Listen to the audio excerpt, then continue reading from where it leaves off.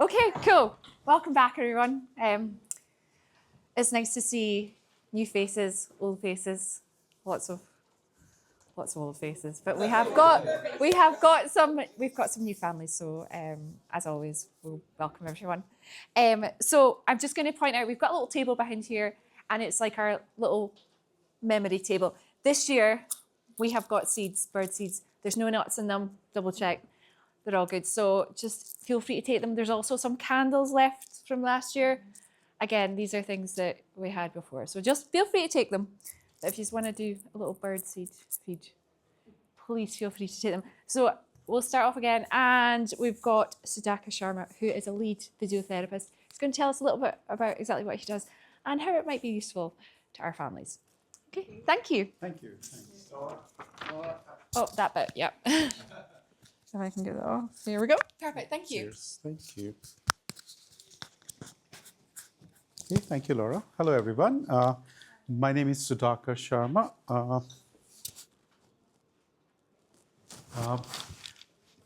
It's a difficult name to remember. Many years ago, when I started with NHS, which turned 19 yesterday, one of my colleagues told me there's a singer, Neil Sedaka. I've never heard. I've never heard. My knowledge of music is very poor as well. So I originally come from India. I've done my bachelor's in India and I did my master's from Edinburgh. And then I had moved to Merkiston Hospital here and for a 6 months placement. I thought, I've done my master's, I'll acquire some hands-on clinical experience, and then my destination was US because my wife, she worked in microbiology. So that was a lucrative patch for her. But that was a 6 months commitment. But I fell in love with the team that I work with. And here I am, 19 years down the lane. It's changed the trajectory of my life, being in a team which like becomes your extended family, kind of. So thank you, my team. It's a learning disabilities team, and it's a multi-professional, multi-agency team. So it's health professionals plus social work, which is like a one-stop shop for anybody who's got learning disability.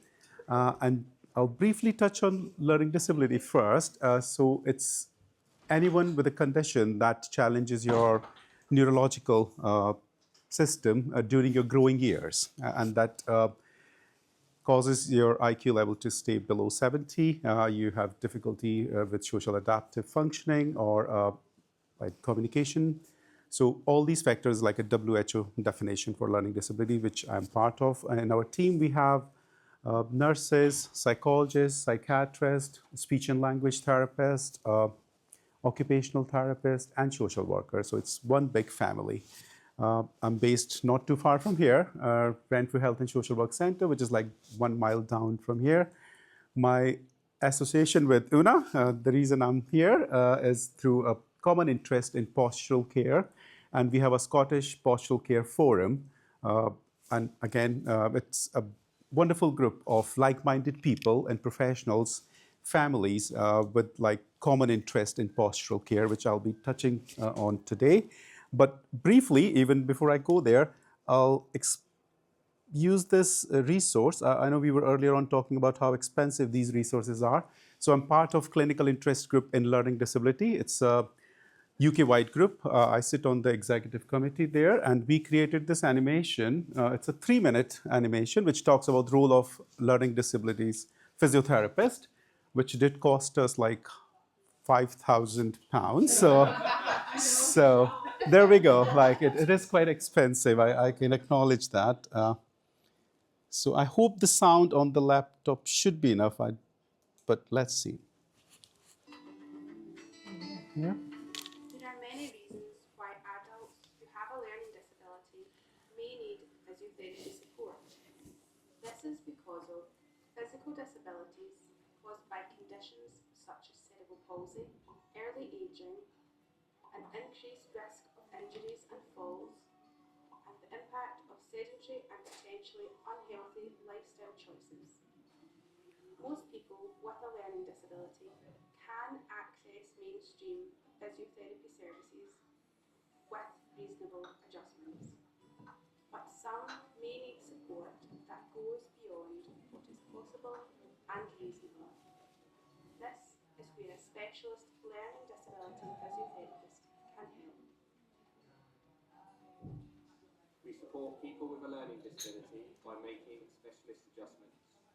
This involves adapting therapies to make them more engaging and tailored for them, using specialist equipment and treatments, seeing people in an environment where they are comfortable, and using our experience of working with people with adaptive communication needs and unexpected behaviours. We take things at the right pace to get to know each person. We use our knowledge and experience to connect the dots. Our person-centred approach takes a long-term view of physiotherapy management. We work in collaboration with the person and their network of care to incorporate physiotherapy into their daily lives. And we work closely with all kinds of professionals and services. This includes our mainstream physiotherapy colleagues. We can support hospital admission and discharges when needed, help young people move seamlessly from children to adult services, and support the person to access other services like wheelchair or forward clinic appointments. Our specialist role also includes 24-hour postural management, preventative respiratory management, the management of falls and mobility problems, and rehabilitation after acute injuries or events when accessing mainstream services is not possible. We also work with our professional colleagues to manage swallowing difficulties, movement disorders, and to promote healthy and active lifestyles. You can find out more about our role and the standards of practice on the ESAPPLD website. And if you need advice or support, contact your local community learning disability physiotherapy team. Okay, thank you. Right. That brings me to the presentation here. Brilliant. So postural care is the common interest, and as earlier on Sean was talking about, so I primarily come from lots of experience from adults team, but there is a core of the postural care element which is transferable and remains same whether we are talking about early age, pediatrics, and growing through from adults onwards. So we're going to touch on postural care. Have you heard this term before? No? No. Okay. So posture, we'll just talk basic, which we all know. Posture is how we sit, stand, lie, like, I know, and there's no right and wrong posture, but we all have our like neural pathways and lots of reflexes then that put us on autopilot. So we correct our posture even within this talk for 15, 20 minutes. You will change your posture without you knowing and acknowledging that you have. And this is one of the exercises we do previously when it's this presentation, like a half-day talk we do with students at uni. And we start with asking them to just sit in comfortable position that they find and don't change it for next 10 minutes. But it's not possible. You change your posture, you shift yourself, and that's how our bodies, like reflexes, kind of counter all the risks that we are susceptible to if we don't have the ability to change our posture. So like say pressure sores, the deformities that can become fixed. So good posture is like aligning our body in symmetrical way, and that ergonomically lets us function. So that's a good posture. Okay, and postural care is an approach to preserve and restore body shape, where somebody who doesn't have the ability to like have those rightening reflexes embedded in them to correct that. So lots of neurological condition which we come across, unfortunately, they don't have those abilities which kind of are embedded because of the reflexes are compromised. So postural care enables us to preserve the body shape and effectively support an individual posture. And it's an important point here. It's 24/7 concept. So it's not just while they are maybe somebody with any neurological condition. If they are during daytime, you identify like a specialist seating chair, or if it's a wheelchair.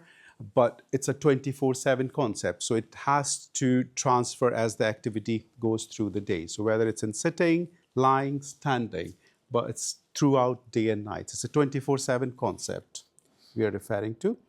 And why it is important? It's important because if we don't intervene, if the postural care intervention doesn't take place, I'll show in next slides how that can become a problem. It can cause the body shape to deform, and certain I would say contractures, which is like a fixed joints or like parts of the body, can take place which cannot be corrected without surgical intervention. So early intervention is the solution.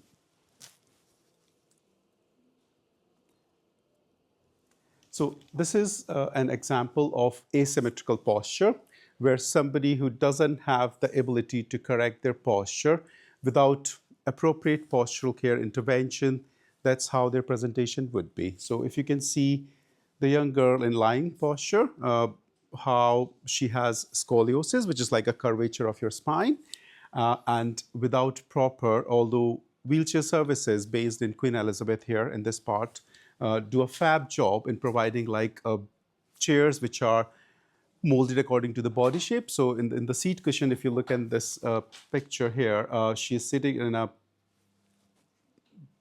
cushion which is molded according to the body shape, but despite having improper support, that's how the posture is going to be. So whether lying, sitting, or standing, if they have the ability, we will aim for right postural care for them.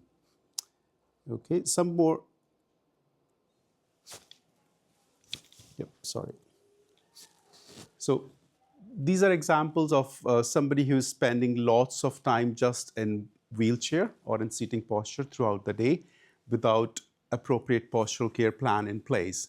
Highly likely for someone who's seated for a prolonged period, as you could assume, they will have tight hip flexors. They are susceptible to have tight hamstrings and the calf muscle. So this is a typical presentation when they're transferred into a lying position. They assume fetal position, basically. But on the slide on bottom in the green onesie or outfit, PJs, the person has very strong extensor spasm, and that again requires a different kind of postural care for them. That can be a reason of like some primitive reflexes are retained. But I'll explain primitive reflexes further down. Okay. So just to summarize, why is postural care important? If we talk from top to bottom, it's important for communication. If somebody's head and neck are not orientated, it's very difficult for them to communicate, express. And I feel everybody has different way of communicating. A person with neurological disability, we have to pick up their facial expressions, their body language, the sign language that they want to communicate with. But if their head and neck is not oriented in the right place, they first of all come with the challenge of communication challenges. Coming down, the improper neck support can lead to dysphagia, which is like swallowing difficulty, and has lots of challenges around like respiratory issues, which is a common cause of early death. It leads to spinal deformities, which we saw in some of the photos there. So it can cause sideways curvature, which is scoliosis, kyphosis, like backward curvature, and dislocation. So hip is a very common one to dislocate with improper postural care. It leads to pressure sores, circulatory issues, and then digestive problems. Constipation is a very common problem to come across if somebody has a deformed body shape. And it sadly leads to premature death. So for all those reasons, we cannot ignore postural care is quite important. Okay, so what causes asymmetrical posture? I briefly touched earlier on. Asymmetrical postures are caused because a person doesn't have the ability to correct their posture in the right position. And it's the effect of gravity that's pulling you down, which you need to fight against with your muscle strength and muscle tone, which they don't have the ability. And our rib cage, the spine, they are more susceptible. So if you imagine a body, it's being constantly pulled down by the gravitational distortional forces, our body is not able to correct them. Some neurological conditions lead to abnormal muscle tone. So even if they have the ability, they can't find against the high muscle tone or maybe low muscle tone, which leads to flexidity. flaccidity. Primitive reflexes are the reflexes that are ingrained in when the central nervous system is still developing. So below the central nervous system, like from brainstem downwards, there are certain reflexes that are innate, which are there to help a child cope through early years. In some conditions, these reflexes are retained. So as you grow, the central nervous system doesn't develop, and these reflexes are retained, which causes those abnormal position and postures. So briefly to touch on, it's an example of Sarah's story. She had cerebral palsy, but if you look from the top photo, when 10 months old, Sarah's shape was quite symmetrical, if you look at it. And gradually, around 18 months onwards, so it starts quite early if appropriate postural care is not provided. She's starting to maybe have different position for her lower limbs. There's slight kind of an early stage of windswept taking place around 4.5-year-old when she's seated on the couch. And despite receiving postural care at the school, she has the windswept deformity, which we call like the legs turn into external rotation and the opposite leg turns into internal rotation. So like windswept to one direction. And around at 13 years old, this has become fixed. So this is a result of lack of appropriate postural care. So maybe few bits were maybe suggested at school, but if that's not implemented to family and carers in the home environment, that still can fail. I have another example here, which we very commonly use of calling it Fred's story from Simple Stuff Works. It's a provider of postural care equipment.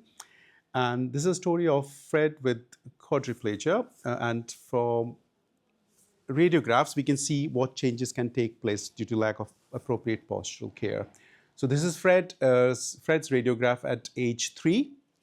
And how, in layman terms, we compare shape of your rib cages, like imagine a imaginary sternospinal line. So like your sternum and your spine kind of coincide. So they are right behind each other. And if we progress further, this is 7 years down the lane. But if you can see, there's rotational taking place. So this is because of a lack of postural care. The person was maybe lying slightly twisted in the bed, and gradually you can see that there's a rotational, we call it a clockwise rotation, because the sternum is rotating in one direction and the spine is going in the opposite. And slight changes taking place here. We go further down, 17 years. So you can see like a massive change in the curvature of spine, which is like a complete scoliosis. The pelvis and the hip, which you can see here, is coming close to the rib cage. So this part has deformed so far. But these are only radiographs. Imagine the internal organs. What must be happening with the lung capacity, the digestive system, how the liver would be pushed up right into the diaphragm, leading to respiratory challenges. So all that is taking place. Intestines, so like for digestion, that would throw its own challenges as well, along with positioning and personal care. This is aged 21, and along with the further curvature of the spine, you can also see there's a twist element taking place there.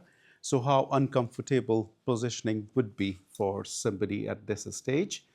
And again, like the rest of the physiology of the body, like the respiratory issues, the digestive functions, and like the tissue viability issues would be very challenging at this stage. And 2 years further down the lane, this is literally like the hip is now in contact with the trunk, and you can see how like the esophagus and further down intestines and then stomach, liver. Imagine like it's very difficult to even distinguish where all the parts are in this radiograph. This was, I think, a few months before Fred sadly passed away. So from age of 3, where the body was very symmetrical, if we go in 2 decades, it has transformed here. So all this could be prevented. And the purpose of talking about postural care is that creating that awareness amongst everyone, because everyone has a role to play. Okay. So the key principles of postural care is that movement. So movement is key. Like if somebody is lying in one posture for a prolonged period, that's when these subtle changes take place and they become fixed over a period. Symmetrical position is the most effective because you are redistributing the weight all across, and that prevents most of the issues. But it's not easily done. So when we introduce postural care, and it has its place at every stage. So our pediatrics colleagues like Una and team, they do all the good work, which is passed over to adults team from 16 onwards. But at any stage when you have concerns about somebody's posture or their ability to correct their posture, you should always get in touch with your local professional team, which comprises of your physiotherapist, occupational therapist. You can also ask your GP to make a referral. You yourself can make a referral to your local team. And again, 24-hour period is quite important. And what the key aim is that it's the fight between the supportive postures and the destructive posture. Whatever time you're spending more duration in will win. And it's aimed towards subtle changes. So comfort is prime. So it's not like you have to be pedantic by saying, okay, this is the symmetrical position. Somebody with a complex body shape, we're going to put them in the right symmetrical posture. That can be disturbing for them. So it has to be subtle and prioritizing the comfort. This pie chart kind of gives an insight into how a person would spend their time. So you can see majority lying, and then major chunk is in sitting. If they have functional ability to move themselves, they'll be spending some time in standing and a little bit around personal care transfers and things. But we aim for primarily lying and sitting period because that's major chunk of the day. In lying, we use sleep systems. I don't know if you've heard this term, but I'll show in next slides. And then in sitting, we use like specialist seating chairs. We use like adaptations to the wheelchairs and postural aids that are possible. So lying posture. So this is a young girl in a sleep system. Although I think they could have done better with the arms. I feel like her arms are quite restricted in that sleep system. But the sleep system sits under this fitted sheet. It's a special material. They call it, it's made up of bamboo fibers in a way that it accommodates according to your body temperature. So it doesn't let the perspiration build up or the tissue breakdown from taking place. Okay. So again, the aim is that your body's symmetrical position. You can look like the aim is to get the pelvis right first. So if we get the pelvis right, then we can get the spine right as well. And along with spine, it doesn't come on its own. We have a rib cage attached to it, which has like your respiratory function and your cardiac function, your intestinal digestive system, all that will fall in place. So our first aim is getting it right from the pelvis, your rib cage, and positioning in lying, and then transferring that position into sitting as well. So what is under that sleep system is this. There are different manufacturers, but one of the manufacturers, this is an example of what that young girl is lying on. These are the postural supports. They are on a fitted sheet with a grid, and the grid helps us in explaining, like family and carers, where you should be positioning, like say support around the pelvis. We'll give them a diagram and explain like position A is for, and they have a Velcro material attached to it, so it doesn't move about, as people think like, oh, if somebody moves. It can look very restrictive because imagine somebody being fixed to a position, but it's to aim for position of their comfort based on their ranges of movement and their body shape. And when they're lying on this, some person might require like airflow mattress, and it is compatible to them as well. So it doesn't let tissue viability issues from taking place. There's few other sleep systems, and again, depending on person's needs, we would always compare. And in NHS, we don't promote any particular manufacturer or brand. We always would compare and see the cost effectiveness of them. Across Greater Glasgow and Clyde, we have centralized store and from where we resource this. And on some occasion, we have to trial it before we actually can identify that is a suitable sleep system for a person. I personally aim for bits of sleep system rather than putting the whole sleep system in place. So I would work with maybe somebody with their pelvis positioning first, which doesn't have to be in a very expensive sleep system. You can use appropriate memory foam cushions that sits under the fitted sheet. So it stays in place, see how that child or the person is coping with, and then you go for something as rigid like this. Some examples of specialist seating. So in wheelchairs, if you know that you're not supposed to be, wheelchairs are for transportation. It's for taking a person from A to B. You're not supposed to be spending more than 3 to 4 hours sitting in a wheelchair.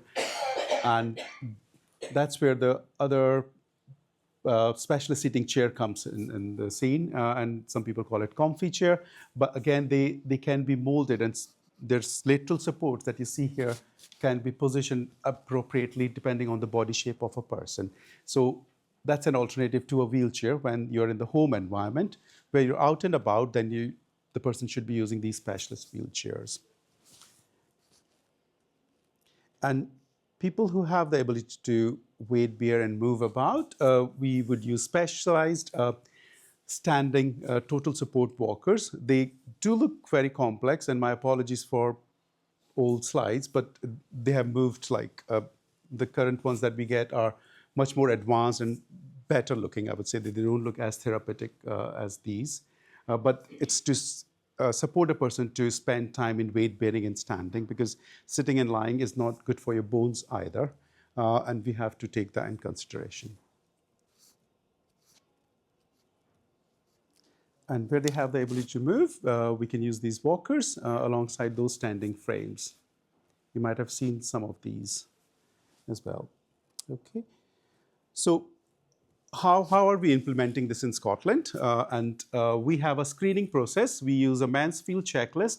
And this checklist, I think, is in the next slide, but it gives you pointers. What are the things that you should be looking for? And that guides you that the person would require postural care. We have a robust transition pathway in place. So between pediatrics team who work with younger kids and adults team, whatever good work that they've been doing, what has been working with a person, that information is passed on to the adults team so that we can continue to build up on those. We do, following the screening process, we have postural management clinics where we do a very thorough and detailed assessment of a person's body shape, and that generates the postural care plan.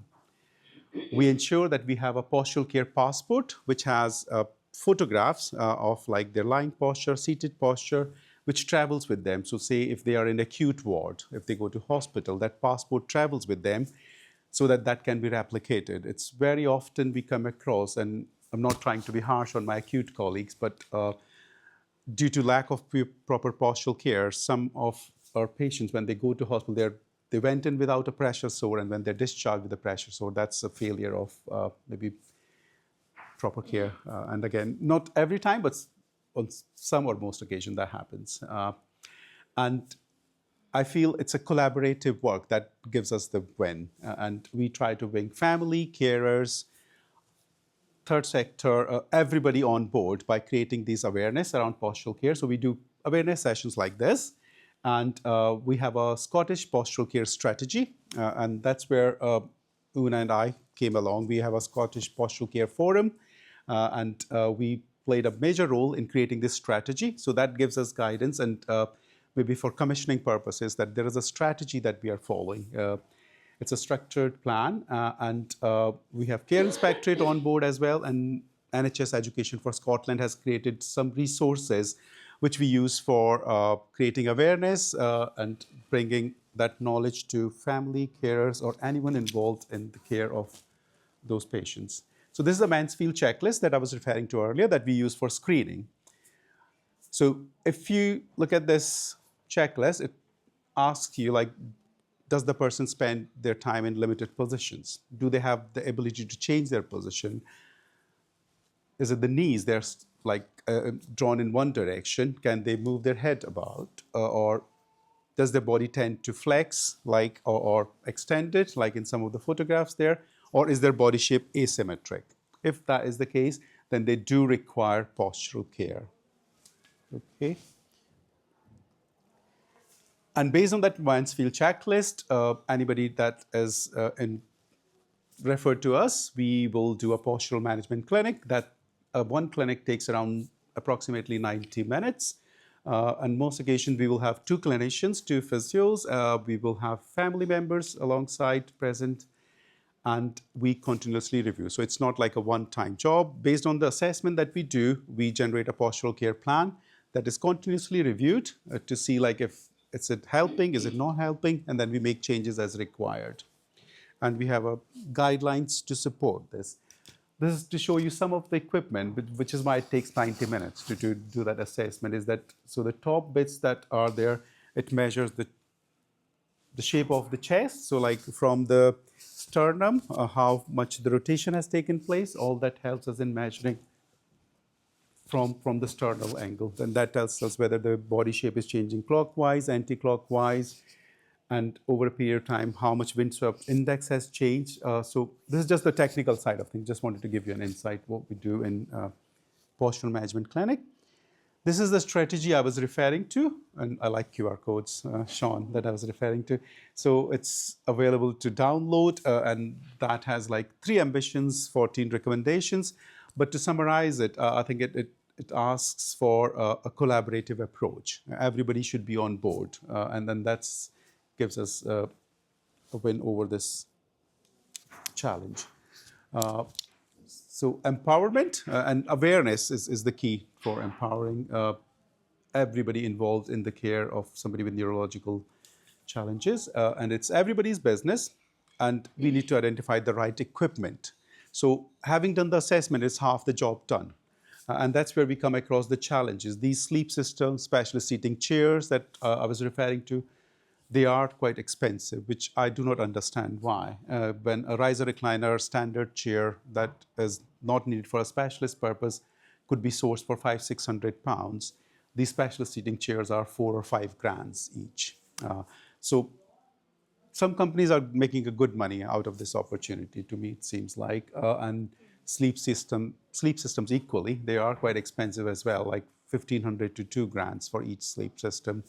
So we have to make a strong case. As a clinician, our job doesn't end with just doing an assessment. We have to make a case to our trusts, like sometimes we have to write letter of support to charitable organization, and all the good work, like say, like how Soft is doing. So we kind of do like a mutual funding to source this equipment, which shouldn't have to be, but it is, in fact, we have to acknowledge, that does happen. And as a clinician, it kind of, you feel futile, like you feel like you're not winning the battle. You've done half the job if you're not able to put the right equipment in place. So which is why we have to use these strategy. And then this is the module that, again, like-minded people like Una, myself, lots of family with lived experience, and physios from all over Scotland, occupational therapists, anybody who is interested in postural care. We created this online module, which is open, free to attend, and you can do it in your own time.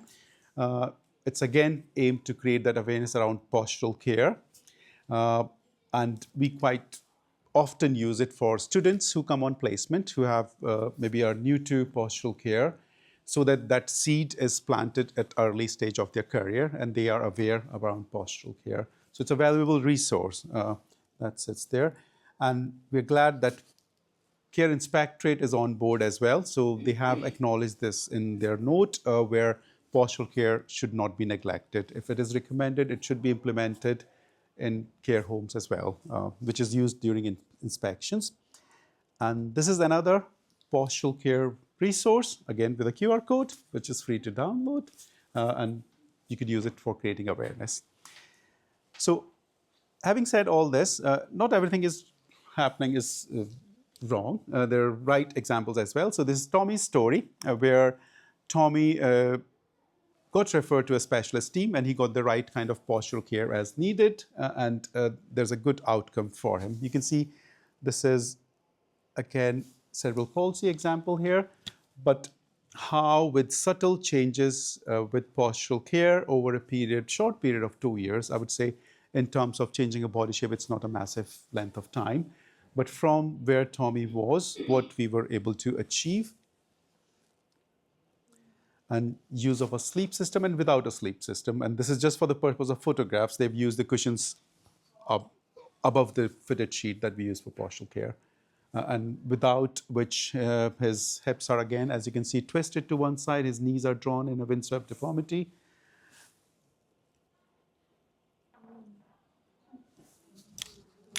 So this is improved seating, better communication, and I think the photographs itself kind of talks and tells you like what are the benefits. So where it has a role is that your role would be, if you want, you can access the resources, and if you have someone in family, friends who requires postural care, do ask that question. Can they be referred to the local team? Ask your physio, ask your occupational therapist. Would you consider postural care plan for them? And if they do, then it's never too late. It's never too late. You can always do something about it. So collaboration, that's my key word, is that it has to be a collaborative approach, and it's everybody's business. And we all have a role to play.